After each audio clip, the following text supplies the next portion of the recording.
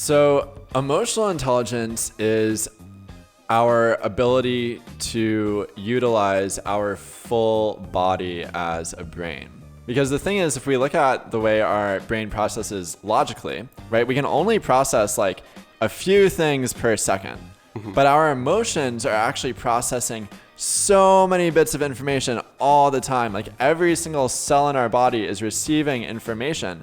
And so that's why we can see someone and immediately get a hit about, what they're about, or we feel it in our gut, or we feel it in our heart, what sort of decisions we want to make. And so the emotions are actually the key to that inner genius. And when those start to be unlocked, that's when everything actually starts to flow in all sorts of ways. And that's when you see, people like Steve Jobs and anyone who's done like anything amazing in their lives, they always have actually that really deep emotional connection. You can call it like a really deep spiritual connection. And it's those emotions that are channeling through them that allow them to accomplish these great feats.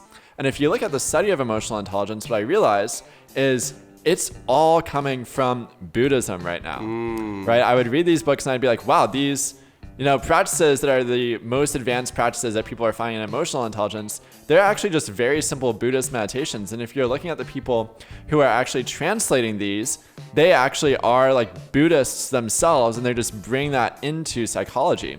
And so when I started doing theirs, I started experimenting with other religions. I would even look at, there's like yoga, of course, and these Eastern religions that are easy to look at. However, even looking at Christianity, right? Even looking at Western religions and seeing, at the fundamental level, what are people really doing in these groups? Like, what are the rituals and what are the ceremonies that are happening?